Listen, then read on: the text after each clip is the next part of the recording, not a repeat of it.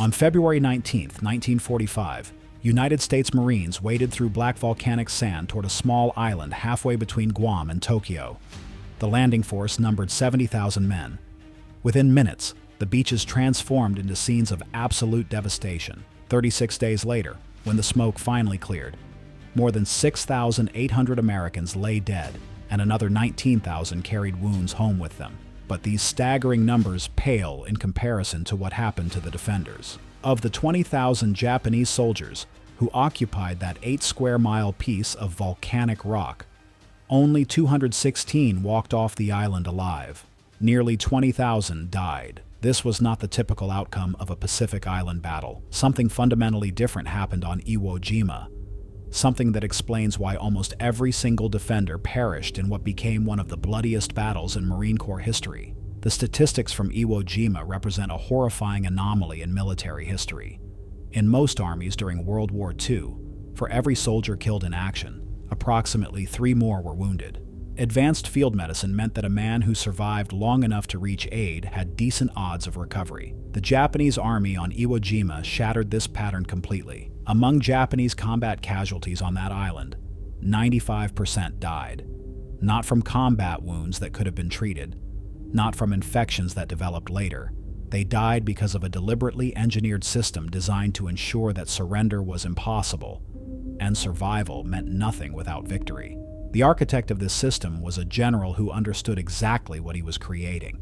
Lieutenant General Tadamichi Kuribayashi arrived on Iwo Jima in June 1944 with orders that amounted to a death sentence. The 53-year-old general had spent years in the United States, training at Fort Bliss in Texas during the 1920s, and serving as a military attaché in Washington. Unlike many of his colleagues in the Imperial Japanese Army, Kuribayashi harbored no illusions about American industrial might or fighting capability. He had written to his wife during his time in America, describing the United States as the last country Japan should ever fight, praising American energy, versatility, and enormous industrial potential. When Prime Minister Hideki Tojo summoned Kuribayashi to Tokyo in May 1944, the general understood immediately what the assignment meant. The fall of Saipan had opened the Mariana Islands to American B-29 bombers, bringing the Japanese homeland within range of sustained strategic bombing. Iwo Jima sat directly between the Marianas and Tokyo, serving as an early warning station for incoming bomber formations. Tojo made the strategic importance clear when he told Kuribayashi that the eyes of the entire nation were focused on the defense of this island. The general was being ordered to hold Iwo Jima to the last man, to the last bullet, to the last breath. Kuribayashi accepted the assignment knowing he would never leave the island alive, but he refused to waste his garrison in the theatrical displays of honor that had characterized Japanese defensive tactics throughout the Pacific War. He had studied the battles at Tarawa, Saipan, and Peleliu. He had seen how banzai charges accomplished nothing except the rapid annihilation of Japanese forces. He had observed how beach defenses were obliterated by naval bombardment before Marines ever reached the shore. The general decided to abandon traditional doctrine entirely and create something new, something that would haunt the Marines who fought against it and horrify military planners contemplating an invasion of the Japanese home islands. The island Kuribayashi inherited measured just 8 square miles. Mount Suribachi, a 500-foot dormant volcano, dominated the southern tip. The center contained 2 completed airfields and the foundations of a third. The northern section consisted of steep ravines, rocky gorges, and broken terrain that seemed designed by nature for defense. The volcanic soil was soft enough to excavate with hand tools, but strong enough to support elaborate underground construction. Kuribayashi looked at this landscape and saw not an island to defend, but a fortress to engineer. Beginning in summer 1944, Kuribayashi initiated one of the most ambitious military construction projects of the Pacific War. He ordered his garrison to dig, not simple foxholes or basic bunkers, but an entire subterranean world. 25% of his force was detailed to tunneling operations. They worked in conditions that defied human endurance. The volcanic rock generated temperatures between 86 and 122 degrees Fahrenheit. Sulfur fumes forced workers to wear gas masks. In many locations, a man could only dig for 5 minutes before heat exhaustion forced him to stop. Despite these brutal conditions, The digging continued month after month. By the time Marines landed in February 1945, Japanese engineers had completed 18 kilometers of tunnels, with plans calling for 27 kilometers total. These were not crude caves or simple passages. They were sophisticated military installations featuring multiple levels, elaborate ventilation systems, reinforced walls and ceilings, stairways, interconnecting corridors, and chambers capable of holding 300 to 400 men. The Nanpo bunker, Kuribayashi's main command post, sat 75 feet below ground, connected to other positions by hundreds of meters of fortified tunnels. Every major defensive position on the island linked to this underground network. Artillery bunkers with reinforced steel doors could open, fire, and close again before American counter-battery fire arrived. Machine gun positions featured multiple entrances and exits, so that crews could disappear into the tunnels when positions came under attack, then re-emerge to reoccupy the same firing positions after Marines moved past. The entire northern section of Mount Suribachi contained several thousand yards of tunnels alone. Hills designated 382 and 362 in the northern sector were hollowed out completely, turned into multi-level defensive strongholds virtually invulnerable to artillery or aerial bombardment. Gasoline-powered generators provided electricity for lighting, communications, and ventilation systems. Underground chambers housed command centers, ammunition depots, hospitals, barracks, and supply rooms. Hundreds of artillery pieces, mortars, and machine guns were positioned throughout the island, most hidden in reinforced positions that made them nearly impossible to detect from the air or sea. Kuribayashi engineered the defensive network so that every square foot of Iwo Jima could be covered by Japanese defensive fire. There would be no safe ground for the attackers. But the tunnels represented only half of Kuribayashi's strategy. The other half involved a complete revolution in Japanese defensive tactics. The general issued strict orders forbidding banzai charges. He banned suicidal attacks against American positions. He told his men that the old way of fighting, the theatrical demonstrations of courage that resulted in rapid annihilation, would not be tolerated. Instead, each soldier was ordered to kill 10 Americans before dying himself, not through glorious charges into American machine guns, but through patient, disciplined defensive fighting that maximized American casualties while preserving Japanese combat power as long as possible. This represented heresy in the Imperial Japanese Army. Traditional military culture emphasized the glory of death in battle, the honor of dying for the emperor. Kuribayashi was ordering his men to forget honor and focus entirely on killing Americans. He was transforming 20,000 soldiers into a single weapon system designed to inflict maximum casualties on the invasion force. And he knew that this strategy required his men to die slowly, methodically, in underground darkness, rather than in glorious charges under open sky. American planners looked at Iwo Jima and saw a problem that could be solved with enough explosives. Beginning in June 1944, 9 months before the invasion, Navy ships and Army Air Force's bombers began hitting the island. This became the longest and most sustained pre-invasion bombardment in the Pacific theater. Day after day, week after week, month after month, American shells and bombs rained down on Iwo Jima.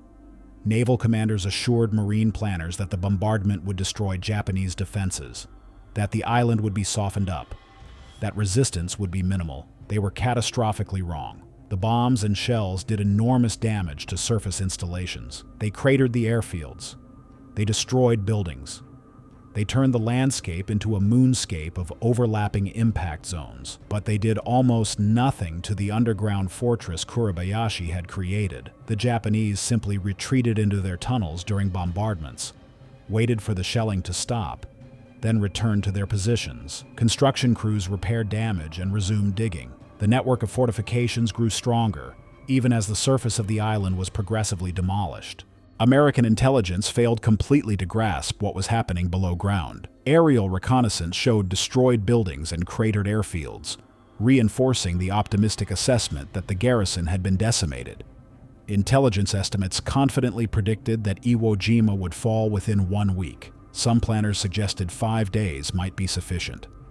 None of them understood that they were about to send 70,000 Marines against the most formidable defensive system yet encountered in the Pacific War. 3 days before the invasion, American naval forces intensified the bombardment. On February 17th, destroyer escorts deployed underwater demolition teams to reconnoiter the beaches. Japanese defenders watched from their underground positions but held fire, following Kuribayashi's strict orders not to reveal gun positions prematurely. The demolition teams reported that the beaches appeared lightly defended. This reinforced the false optimism pervading the American command structure. At 9 in the morning on February 19, 1945, the first wave of Marines hit the beaches on the southeastern coast of Iwo Jima. They encountered an obstacle that no amount of naval bombardment could have prevented. The beaches consisted of steep terraces of soft, black volcanic ash. Men sank to their ankles with every step. Vehicles could not gain traction. Landing craft grounded far from shore, forcing Marines to wade through surf while carrying heavy equipment. The beaches were too steep for vehicles to climb. Tracked landing vehicles bogged down in the volcanic sand. Equipment began piling up at the waterline. The Marines struggled forward through the ash, climbing toward the first terrace. Behind them, more landing craft arrived, adding to the growing congestion. Abandoned and damaged vehicles littered the beach.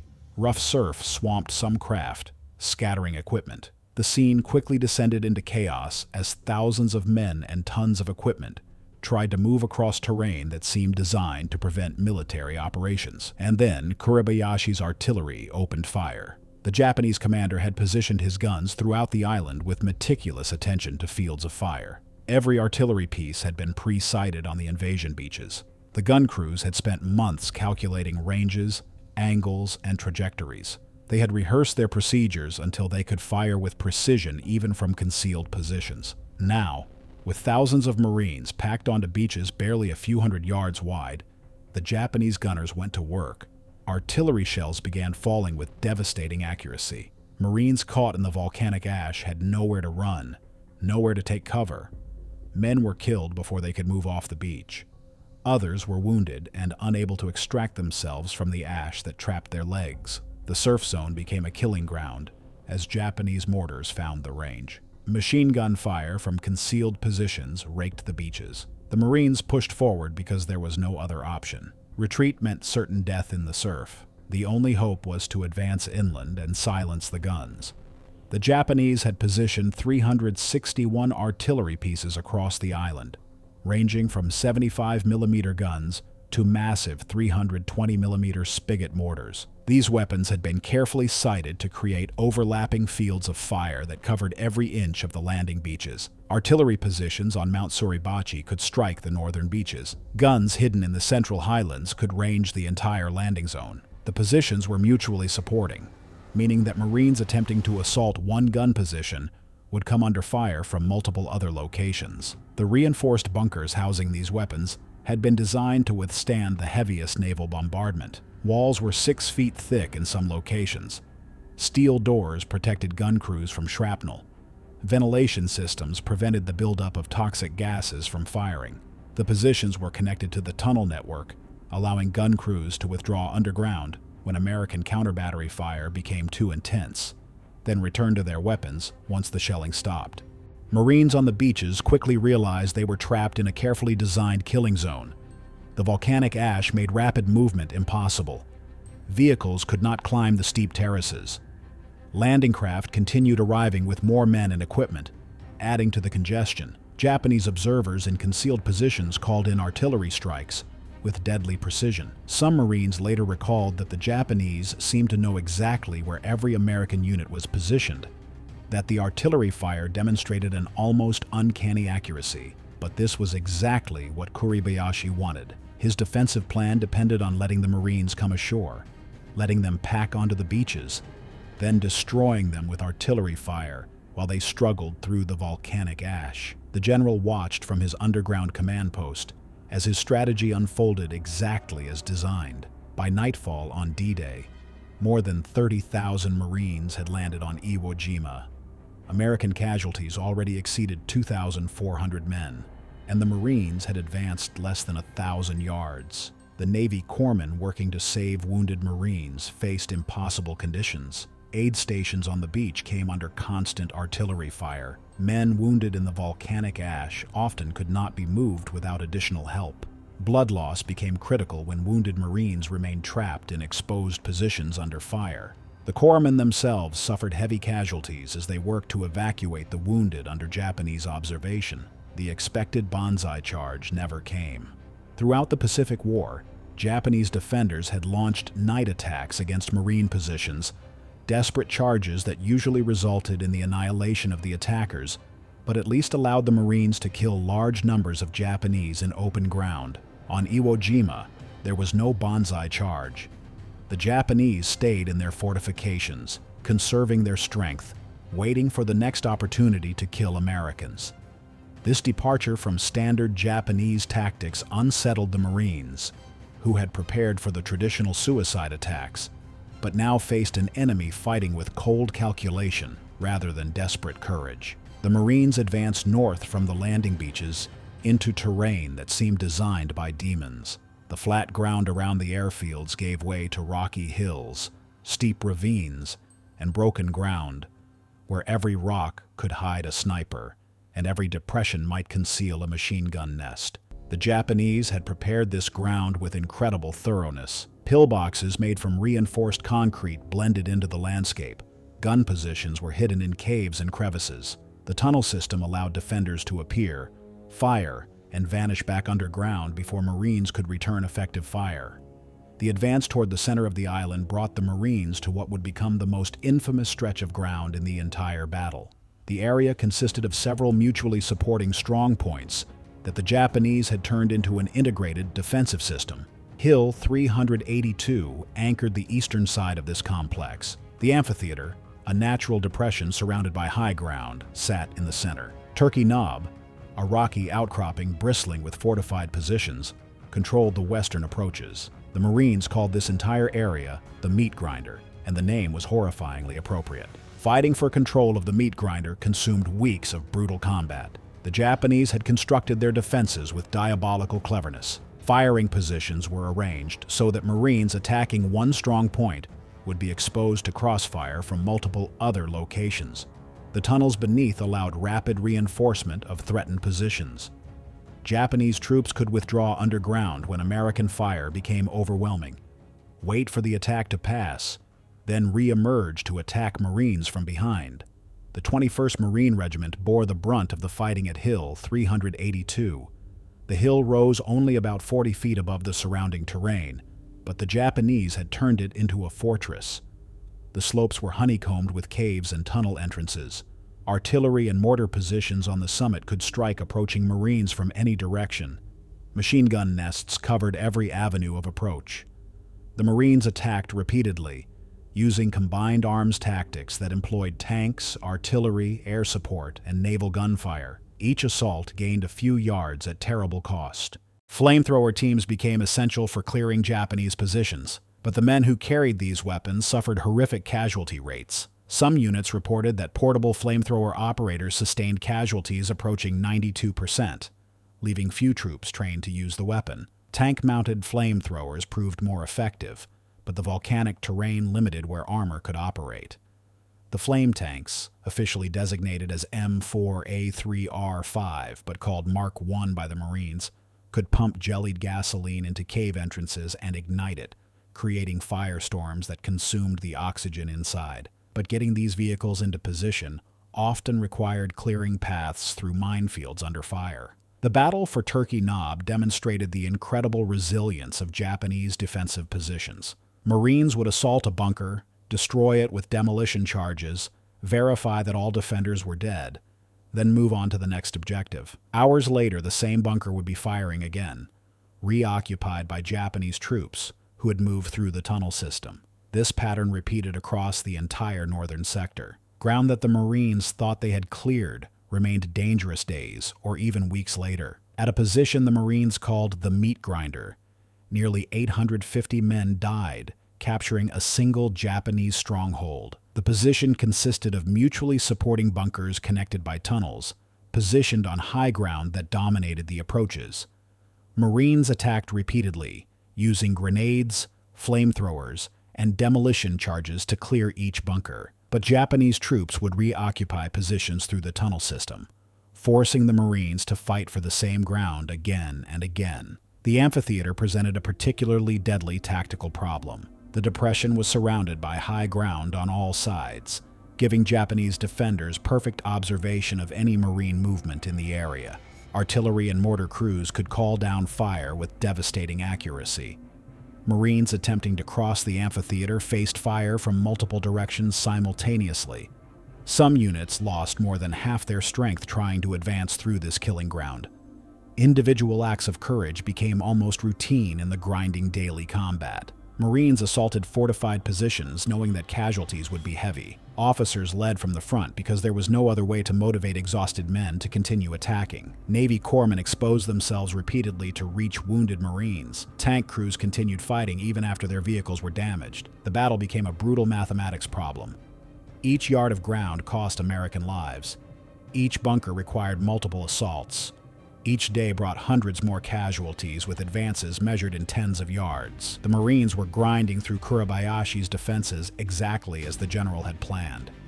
They were paying the price he had calculated. 4 days into the battle, Marines from the 28th Regiment reached the summit of Mount Suribachi, on the southern tip of the island. A small American flag was raised. Later that day, a larger flag replaced the first. Associated Press photographer Joe Rosenthal captured the second flag raising in what became one of the most famous photographs in American history. The image appeared on newspaper front pages across the United States the next day, creating the impression that the battle was essentially over. In fact, the battle had barely begun. Mount Suribachi represented just the southern tip of Iwo Jima. The northern sector, where Kuribayashi had concentrated his strongest defenses, remained almost untouched. And it was in the north that the truly horrific fighting would unfold. As the battle ground forward into its second and third weeks, the pattern became clear. Japanese defenders were fighting differently than in previous Pacific battles. They were not throwing themselves at American positions in wasteful banzai charges. They were not making dramatic last stands for the honor of the emperor. They were killing Americans methodically, efficiently, conserving their own forces as long as possible. The tunnel system proved nearly impossible to eliminate.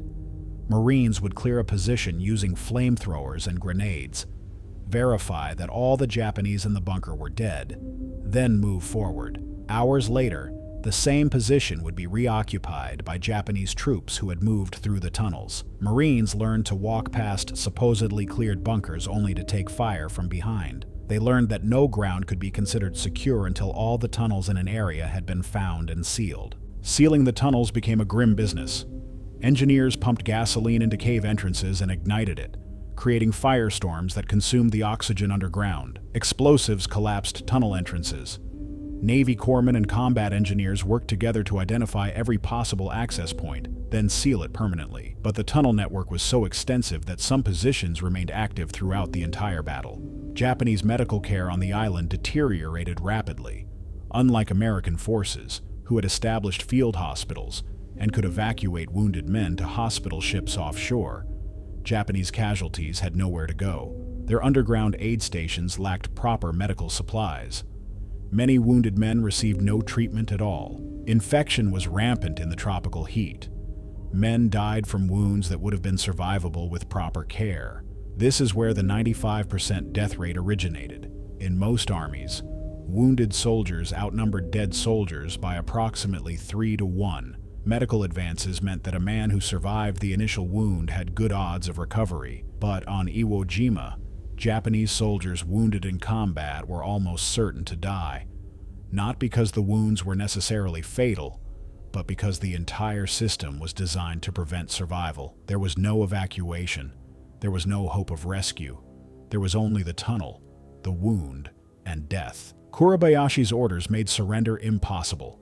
Japanese military culture already strongly discouraged capitulation, but the general reinforced this with explicit instructions. His men were to fight to the death. Each soldier was expected to kill 10 Americans before dying. The shame of surrender was hammered into every man in the garrison. Better to die in a dark tunnel than face the dishonor of becoming a prisoner. As food and water supplies dwindled, Conditions underground became nightmarish. Men who had not eaten for days continued fighting from sheer determination. The island's water supply consisted of a few wells and cisterns built to capture rainwater. These resources had been calculated to sustain the garrison for 4 months of normal operations. But the battle extended far beyond the timeline Japanese planners had anticipated. Water cisterns ran dry as the battle extended far beyond the 4 months of supplies that had been stockpiled. Wounded men lay in underground chambers with no hope of relief. The smell of death permeated the tunnel system. Decomposing bodies could not be removed from some sections of the tunnels without exposing troops to American fire. The air in deeper chambers became foul with the stench of infected wounds, unwashed bodies, and human waste. Ventilation systems designed for normal garrison operations could not adequately circulate air when tunnels were packed with troops hiding from American bombardment. Yet still the defenders fought on, driven by orders that forbade surrender and by a culture that valued death over the shame of capitulation. On March 14, 1945, the island was officially declared secure, though Marines were still dying every day from Japanese fire. The declaration was premature. Kuribayashi had withdrawn into the rocky terrain at the northern tip of the island, with what remained of his command. Perhaps 1,500 men still fought on. The general knew the end was inevitable, but he was determined to extract every possible American casualty before the final defeat. The last organized Japanese resistance came not in a glorious banzai charge, but in small unit actions throughout the northern ravines. Marines had to clear each cave, each bunker, each tunnel entrance individually. Flamethrowers burned out positions. Demolition teams sealed caves with surviving defenders still inside. The killing continued day after day. Kuribayashi's death remains uncertain. Some accounts suggest he led a final attack from the tunnels near Kitano Point. Others claim he ended his own life in his underground command post. His body was never found. Searchers later discovered what they believed to be his headquarters during cave-clearing operations in June, but the general's remains were not among the dead recovered. By the time organized resistance finally ceased on March 26th, the statistics were staggering. American forces had suffered more than 26,000 casualties, including 6,800 dead. The Marines had lost more men taking this 8-square-mile island than in any previous battle in their history. It was the only Pacific Island battle where total American casualties exceeded Japanese casualties, but the Japanese losses were catastrophic in a different way. Of the estimated 20,000 soldiers in the garrison, only 216 were captured during the actual battle. Most of these men had been knocked unconscious or were too wounded to resist. Another 867 were captured in the months following, pulled from caves where they had continued hiding long after the battle ended. The rest died. Nearly 20,000 men killed for 8 square miles of volcanic rock. The 95% death rate among Japanese combat casualties on Iwo Jima was not an accident of war. It was the direct result of Kuribayashi's defensive strategy. The general had designed a system where wounded men could not evacuate, where surrender was forbidden, where the only acceptable outcome was death fighting for the emperor. He had built an underground fortress where Japanese soldiers could kill Americans efficiently, but had no path to their own survival. The tunnel system that made the defense so effective also became a tomb for thousands of Japanese soldiers who died from wounds, disease, starvation, and exhaustion in the darkness below the island. When American forces finally secured control of Iwo Jima, estimates suggested that perhaps 3,000 Japanese soldiers remained hidden in the tunnel system. Army units arriving to garrison the island found themselves fighting cave-clearing operations that continued for months. Soldiers going into these tunnels described encounters with starving, desperate men who still refused to surrender. Some Japanese holdouts remained hidden for weeks or months before finally emerging or dying in the caves. The strategic value of capturing Iwo Jima became controversial almost immediately. Retired Chief of Naval Operations William Pratt stated in April 1945 that the expenditure of manpower to acquire this small, useless island made him wonder whether the same strategic goals could have been achieved at lower cost. The island did serve as an emergency landing field for damaged B-29 bombers returning from raids on Japan, though historians later demonstrated that most of these landings were for routine refueling rather than actual emergencies. But Iwo Jima's real impact was on American planning for the invasion of the Japanese home islands. Military planners looked at the casualty rates and extrapolated what an invasion of Kyushu or Honshu would cost. If 20,000 Japanese defenders on an 8-square-mile island could inflict 26,000 American casualties, what would happen when invading forces encountered millions of defenders on the Japanese mainland? The mathematics were horrifying. The battle for Iwo Jima demonstrated that Japanese forces could adapt their tactics, that they could abandon traditional banzai charges in favor of defensive strategies that maximized American casualties. Kuribayashi had shown that with proper preparation and disciplined troops, even a doomed garrison could exact a terrible price. And he had done it with men fighting from tunnels, without hope of reinforcement, without possibility of victory, sustained only by orders to kill Americans before dying themselves. 2 months after Iwo Jima fell, American forces invaded Okinawa and encountered similar defensive tactics. The battle there proved even bloodier, with American casualties exceeding 62,000 and Japanese losses approaching 94% of their garrison. The pattern was clear. If Japan fought this way for every island, the road to Tokyo would be paved with hundreds of thousands of American dead. These casualty projections played a significant role in President Truman's decision to authorize the use of atomic weapons against Hiroshima and Nagasaki. Military planners had estimated that an invasion of the Japanese home islands might cost 500,000 American casualties or more. The battles at Iwo Jima and Okinawa suggested these estimates might be conservative. The atomic bombs, terrible as they were, offered a way to end the war without the slaughter that an invasion would certainly bring. The dark reason 95% of soldiers died on Iwo Jima was not superior Japanese firepower or advantageous terrain or American tactical mistakes. It was a deliberate strategy designed by a brilliant general who understood that he could not win,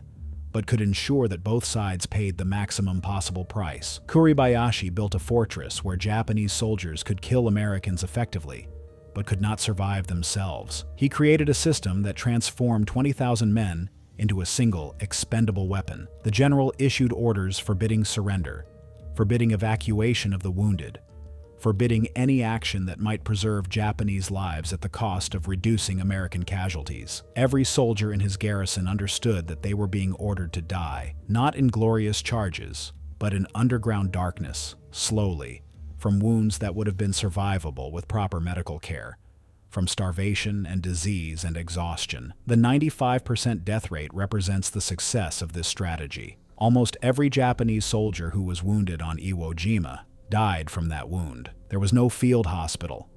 There was no evacuation to hospital ships. There was no possibility of recovery. The tunnel that protected soldiers from American bombardment also became their grave. The defensive system that allowed them to kill Americans efficiently provided no path to survival. Kuribayashi knew exactly what he was creating. His letters home show a man who understood that he was designing his own death and the deaths of every soldier under his command. He told his wife not to expect his return. He told his men to kill 10 Americans before dying. He engineered a defensive system where survival was impossible and death was the only acceptable outcome. The Marines who fought on Iwo Jima paid a terrible price to overcome this system. They lost more men in 36 days than in any previous battle in their history. But the Japanese garrison paid an even higher price, dying almost to the last man in underground chambers and rocky ravines, killed by a strategy that valued American casualties above Japanese survival. The 95% death rate was not a tragic accident or an unavoidable consequence of combat. It was the intended result of orders that guaranteed almost every defending soldier would die rather than surrender, would die from wounds rather than receive treatment, would die in darkness rather than see the war's end. This was the dark reason that shaped the mathematics of death on Iwo Jima, a general who engineered defeat to maximize the cost, an army that accepted death as the price of killing enemies, a defensive strategy so effective at inflicting casualties that it terrified planners contemplating the next invasion, and 20,000 men who died following orders that guaranteed their deaths while achieving nothing except delay. The volcanic ash beaches of Iwo Jima absorbed the blood of both armies, but the statistics tell the story of two fundamentally different kinds of sacrifice. American casualties were the price of victory. Japanese casualties were the price of a strategy that valued death above all else. If you enjoyed this video, please like and subscribe to our channel so you never miss out on more history documentaries.